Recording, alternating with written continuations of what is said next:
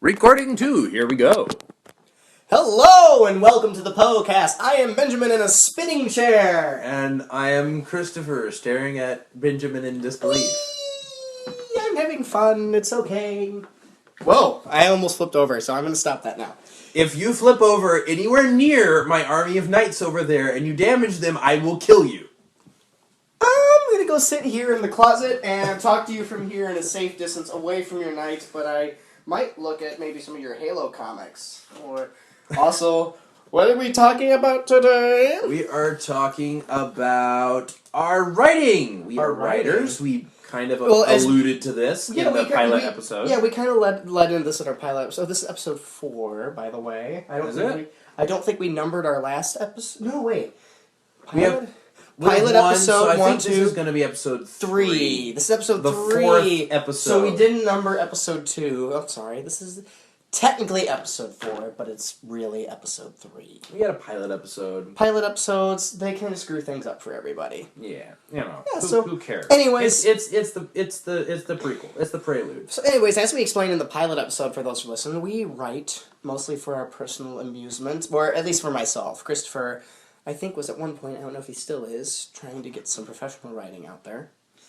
I am not actively shopping anything around, but yes, I would like to be published someday. Yeah. But we're both idea. working on stories. I have seen his world, actually, I won't say rise and fall, but I've seen the birth of a new world in his writing. I'm still a little saddened that Amir is gone. It's not gone, it's just been passed over to Jonathan. And oh, that's right, he does have Amir. And he's seen my world birth and rebirth. It's kind of like a phoenix. I've seen your world undulate.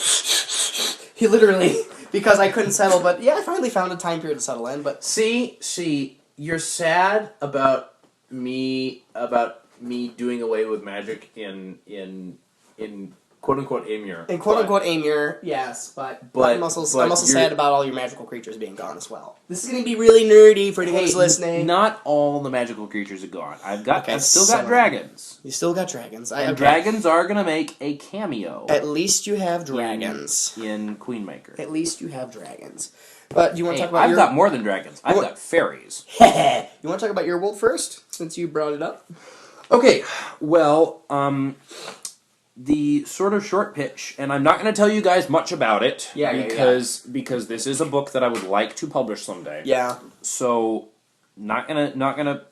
Maybe I'll post a little bit. I don't know. Yeah, it's going to be the same for me too when I talk. Yeah. So we're going to be a little bit vague. I apologize for that. So we're not actually going to read to you the book. So that'd be kind of cool. That would be kind of cool, but I don't have enough written yet because school. I don't have enough written either, and I also don't want to publish. Put it out there for too much stuff, because that is considered to be prior publishing. Prior publishing, and people will throw a fit, and there'll be publishers will throw a fit, yeah. People steal yeah, not pretty. Anyways. Well, generally we don't much mind about people stealing stuff. Generally that's not a problem. Or big stealing. But, literally, that's my story copied and pasted and on a shelf. Yeah. I mean, if that happens, then I'm going to throw fits. Yeah. Anyways, I'm sorry, I cut you off. So, what I am writing is... Basically, it technically is a medieval fantasy, but really it's like a medieval historical fiction, but it's not set in the real world Middle Ages. It's set in an alternate world Middle Ages. Okay. I'm pretending like I don't know, you don't know any of this, so I can ask questions that you guys might ask. Yeah, that'll be nice. So, the story is about a kingdom that has been invaded by enemies across the sea, and they kill the king, and the king dies, leaving no heirs whatsoever, and his widowed queen has to find the strength within herself to not only rise up and defeat the invading army to save her people, and her kingdom, but also find the strength within herself to become the queen and the ruler of the kingdom before internal strife rips it apart. Interesting. Now, is any of this inspired by anything, like any real stories or like history, etc.? No, though, in as much as, say, you can see parallels. I mean, actually, in my story, far fewer parallels to actual history than, say, with George Martin's Game of Thrones. Game of Thrones is obviously based very heavily off the Wars of the Roses. Oh, yeah. I am also drawing some inspiration from Wars of the Roses, but also many other historical time periods. Basically, I am inspired by the Middle Ages and the politics and prejudices and power plays of that era. So, yes, lots of Wars of the Roses, lots of Tudors, a little bit, you've got Henry IV and Richard II, which I've got to get you to watch that. Shakespeare's Henry IV and Henry V with Tom Hiddleston as Prince Harry and King Henry V. Loki as King Henry V. Professor Northcott, if you're listening, can we watch this movie in class? Like, you need to watch these in class. Okay, anyone who wants to take down a Northcott's class with me, her Shakespeare class, we can go and watch that movie in her class. Please. I like this idea. I actually will be taking a Shakespeare class this semester. That makes me really happy. Depending on how available I am with my time, I might be ghosting a Shakespeare class. Hey, that's actually something I'm going to be doing. And it's not going to be like Shakespeare study. It's going to be like not, let us read the book and understand what Shakespeare says. It's going to be, let's read the book and act like Shakespearean on stage. would. Yes. Yeah. Yes. And that's another thing I'm doing. I'm actually going to be auditing a women authors class at the local campus. I've actually already taken the same class, but it's a different teacher. She needed people, and I was like, you know what? I enjoy learning from you. This would be really fun. I can audit the class, be involved in the participation. Yeah, I'm not going to have the time to actually write the papers for you. But it'd be fun. But I'm going to be here kind of giving you another person in the seat and kind of... more feedback. Not just the person like, okay, I'm in class. I'm completing my hours. I'm done. Yeah. And because I'm getting no hours from it, it's all the more kind of... I view it as this is a fun hour that I can go and just kind of sit and have fun. Yeah. I kind of have a couple classes like that this semester. And thankfully... Margaret Atwood's Oryx and Crake is not going to be one of the books we read because I found that book to be... The face you are making right now. It was like you were inside a madman's head and he was both seeing what was going on at the moment and also remembering his past, and it was like... Wilhelm scream. Insert Wilhelm scream. Yes. That's the best approximation I can make of a Wilhelm scream. It was a really just mind-trippy book, and I seriously BS'd the assignment on it because I could not finish that book. I'm not telling you how many assignments I BS, but anyways. I mean, I'm sorry. I loved the teacher. Teacher was great, but that book just turned my mind to jello. Yeah, I know what you mean there. So, where were we? We were just talking about your stories. I just asked you about parallels and stuff. You explained that. We kind of and then veered off. No, that's off. fine. We suffer... Well, I know I suffer. It's not been proven, but ADHD. I just be talking about squirrel. Did you see that squirrel running around outside, Christopher? Just kidding. But you understand. Hey, who knows? I might actually be a squirrel out there. But literal ADHD kicking in. Look at that beautiful pink and purple and blue sky. That's literal. Actually, I've been staring at the side of the house. I just kind of notice it, and I'm just kind of looking at it. Yeah, ADHD really now. Focus. Stay on target. Stay on target. Yes. I guess I should talk about. So I've kind of given you a little bit of a blabbering on about my story. Yeah. It's all going to be told from... I'm going to try to keep it mostly from the Queen's point of view. Okay. Which is going to be interesting because it's very much delving into... It's very easy to understand as well, from one person's point of view. Yes, but it's going to be difficult for me to write because it's a woman, a queen, and... Also, she just has gone through this extremely traumatic experience of losing her husband. So, this book is going to have a little bit of collaboration in that I'm going to be seeking other people's opinions. I was going to say on you this. should seek people's opinions. There's Katie, people. who Yeah, I was going to say you can go talk to Katie. Yeah, no, and Katie's kind of Katie's read what I've written of it, and she basically came to me and said, If you do not finish this book, I will kill you because you got it absolutely right. And I was just like, yes! The little cheer. Yay, success! Yeah, I mean, honestly, the fact that I got what the Queen did right after she got the news of her husband's I remember death. reading that. If you haven't changed it since I read it, I have not changed it at all. I love that is the moment that I just know is perfect. What really is giving me trouble is the morning after. I'm not quite sure what to do. Mm-hmm. Granted, I mean, I've also... You're further along than me. That's all I'll say. Hey, I mean... Of course, I'm also writing about 6 different characters per book. Please. I've done a genealogy of figuring out how everyone is connected. You did that. I'm literally going to have, dozens of characters. It's going to be total war and peace. So, let's talk about your world. So, my world. Okay, so pretty much, originally it was going to be a fantasy story. That didn't work out. I couldn't make it click somehow. I have a lot of races. Mine's very literally fantasy. There's a couple races I've designed. If you have seen our lovely little... mascot, which was drawn by Zeke. That is, his personal drawing. I'll try to come up with one of my original drawings of an That is one of my personal. I love his thing. Actually, yeah, we've got this is the original fan art right here. The original fan art. Yeah, I see it right there. But an is essentially it was my personal creation. It was based off of a Jawa.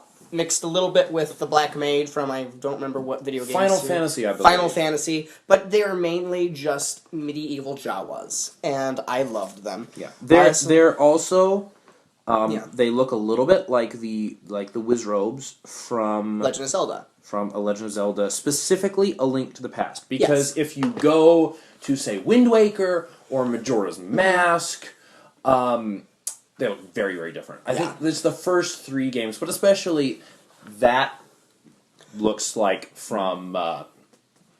actually, that is designed off of a Wizrobe from A Link to the Past. Mm-hmm. Which is a great Zelda game, by the way. And I love the Wizrobes from A Link to the Past, because they literally look like little robed Jawas. They do. With a Gandalf... A giant Gandalf wizard hat. It's literally a Jawa wearing Gandalf's hat, which when you stop and think about the proportions, Jawas are really small and Gandalf's hat is really big.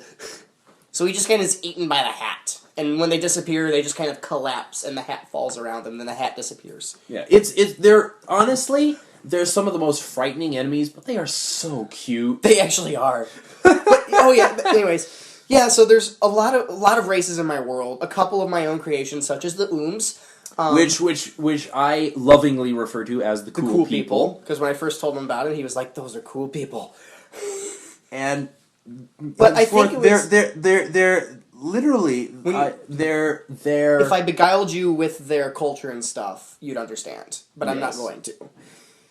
But with all of my diverse races and stuff, I believe it was Christopher, and this was about 2.5 years ago or such. It was a while back. It was a while back. He suggested, he goes, I wonder if there's a lot of racism in your world. And I stopped and thought about it, and I started running with that idea. And then my dad and I got on a kick of watching a bunch of war movies, and we ended up coming across a movie called Gods and Generals and Gettysburg, which were both based on a book called Killer Angels. Okay. Now, I didn't read the book. I skimmed the book. I should really read the book. But the movie was really cool as the fact it followed multiple character storylines. It essentially followed the high commanding generals and their what they had to go through about giving orders and stuff, and then some officers below them, and then infantry, and how they all three related, even though they'd never really met each other. Right. And also, it dealt with the same thing on the opposing side of the army. So you have the generals for the Gray explaining what they're going to be planning and how it affected a couple of the lower officers in the Blue, and back and forth, zigzag, crisscross barrels, and that really was cool to me.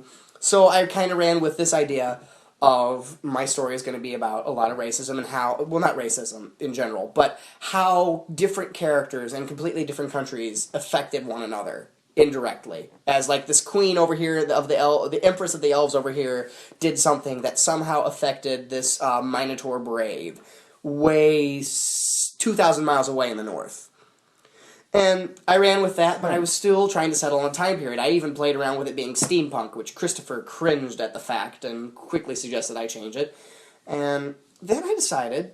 Which the fact that you haven't ever gone back to steampunk and never even mentioned it again proves me right, that was not good. It was not a good... pretty! It is pretty. The sky's pretty. But yeah, you're right, that was not a good idea. But watching Gods and Generals and stuff gave me another idea. I decided to put my fantasy world in a colonial era, such as one-shot muskets, one-shot pistols, everything black powder, the tall ships, cannons, essentially Pirates of the Caribbean, Assassin's Creed 4 Black Flag, and Assassin's Creed 3, if any of you know what that means. Black powder, wonderful ball gowns, waistcoats, etc. Elves and dwarves and orcs and such in waistcoats with pistols. As ridiculous as it sounds, but the orcs are actually not... My orcs are samurai in every respect. So they're very honorable, which is a new take on it, but I just kind of wanted to take my orcs. That's my orc time contribution. Ta-da! Which is very funny, because those are like the exact opposite of what from orcs are the Warhammer orcs. From most orcs. They're really heavily inspired by Skyrim orcs, which... Yes, I was about to say. I stole the race, the Khajiit, from Skyrim, from the Elder Scrolls series. I hope they don't mind, but I just really like that race. Anthropomorphic cats. Anthropomorphic. What he said, cat. Anthropomorphic. I can't say it anymore. You've ruined it. I ruined it. But anyway, yeah, what he said, cats.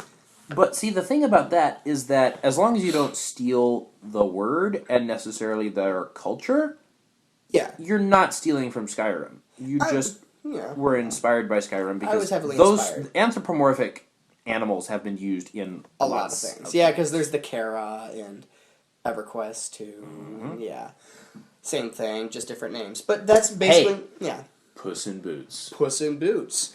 But my story is pretty much as of now there's 2 books, and there's a main secret plot which Christopher and one person accidentally knows. Mr. Top Hat accidentally sends you my notes. Keep your mouth shut. I love you in a bro way. Don't say anything. I accidentally sent you my secret. But okay, well. Yeah. It was one of those things, if I hit the send button, I was like, oh, oops, because he wanted to read some of my stuff. But the story for the first book is essentially the elves are almost in civil war because they're trying to figure out what they need to do for their leadership. At the same time, the Minotaur are rebelling against the human nations because they feel they have been segregated, etc. Then you've got the dwarves who are kind of having a semi, I don't know quite what to call it. It's more of a merchant war. You know, more about money. Trade war, thank you. A trade war with the Pucks. And who are the Pucks? The Pucks are the frog people, another of my slight creations. Oh, yes, the frog people. Yeah, slightly also inspired by things from EverQuest, but once again, my personal take. Yes. And see, I was lobbying for the Toad people to be in your world because of the Slan Mage Priest from the Lizard Men in Warhammer Fantasy. Yes. Because those guys just look so cool. They do look cool. Yeah, they're just kind of... Christopher's... I kind of wish I could take a picture right now. I really want a picture. I will have to post a picture. We're gonna have to take a picture of you like this and get a picture of them and put it side by side. I'm not kidding. There's just this giant toad. It's just a toad which is all belly and head. He's just kind of hunched over. He's very dignified, yeah man, and he sits there with his long fingers, more oily, yeah man, and he's got this giant stick he's holding, and he's got all these little lizard guys who are trying to hold up this giant stone throne, so it's like, we're gonna get squished at any minute if we drop it. But yeah, the Pucks are at a trade war with the dwarves. Pretty much every kind of if it's not all out war, it's rumors of war, or paper war, if you want to call it that. That's a good name for it. Yeah, paper war. Just through paper and merchants and who's buying what. Yeah. But everything's in black powder. And yeah. I like it. I'm quite excited about it. Someone saw one of my maps and they started yelling about how a couple of my towers looked like the towers from Lord of the Rings from the movies, and they're like, "You stole that," and I was like, "Well, it's a temporary drawing until I actually design a tower." Towers from... Besides, a tower is a tower. A tower with a black spike is a tower with a black spike. Yeah, okay. People who yell about, "Oh, you stole it," are not professionals. Mm-hmm. People who yell about, "Oh, I stole it," if they're actually like... I was a little offended when they said I was a Christopher Pellegrini who wrote Aragon and stole stuff. I was like, So this can be edited out. There's long stories about how Christopher Paolini stole stuff. I think he stole stuff. Like, literally, blatantly stole stuff. Okay. I'm just saying I was a little offended when they called me Christopher Paolini. Actual, copying sections out of books? Or just word for word? literally, Dark Lord this, that. And not morphing it into his own shape. It was more of just, hey, this is cool. Put it here. See, clearly you have the Urukai Well, yeah. chasing them down in the first one. I mean, blatantly, you've got Urukai chasing them down. His magic system, fine. He did a great magic system. Yeah, I love it. Has it been done before? Yes. Has every magic system been done before? Pretty much. Pretty much. Pretty much. I mean, I think the only person in the world who is capable of creating a new magic system is... Token, who's dead. No, is Brandon Sanderson. The guy who finished the Wheel of Time series. Robert Jordan wrote the Wheel of Time series, and Brandon Sanderson finished it. Brandon Sanderson was very much inspired by Robert Jordan. Got it. And Brandon Sanderson, I have learned a great deal about writing by listening to Sanderson's classes on writing, which he has several of them on YouTube. And he also does a podcast on writing with a couple of other writers, 3 other writers. He's very good at articulating why things work in writing and why things don't. And he basically has developed this law of what you can and cannot do with magic in stories. That basically, if you explain the rules of magic very, very carefully, which takes away the mysticism and mystery and wonder of the magic, you can use that magic to solve problems in your story. On the other side, that's called hard magic. You have a hard magic system. On the other side of the scale, you have the kind of mysterious, ethereal, like the elves' magic, Gandalf's magic. What are the rules of that? Do you know? No, you don't, because Tolkien never gives you the rules. Because he's smart! Well, okay, here's the thing. It's not that he's smart or not, it's that his story wasn't about magic solving problems. So, when you don't explain the rules of magic, you should not have it solve problems, because then you can just Deus Ex Machina at the ending, and the gods come down and solve everything, and you're like, what? You didn't put the gun on the mantelpiece in Act 1, so you can't shoot it in Act 3. You have to give the rules of the magic if you're going to solve problems with magic. If you're going to use the magic to provide a sense of wonderment... Which is why I'm having trouble with my story right now. I've talked to you about this. Yeah. Then you can have the unexplained magic. Yeah. Well, do we have anything else we want to talk about, or are we pretty much... I think we are pretty much done. All right. Well, we both have a party to go to. We do have a party to go to. Even though this is after the fact, you know who you are. We'll see you in a few seconds. We'll see like a lot of you, and I will be very antisocial. It's not your fault. It's not your fault. It's just he's in one of those moods. Don't worry. I'm not. I'm an introvert. There's going to be a ton I'm of an people, introvert, and then too. Seriously, it's going to come around like 10 o'clock, and we're like, all right, we're done. Bye. Yeah. But anyways, I'm Benjamin. And I'm Christopher. And this is the Poe-Cast. And we are done. I'm calling that done. I have to turn this thing off.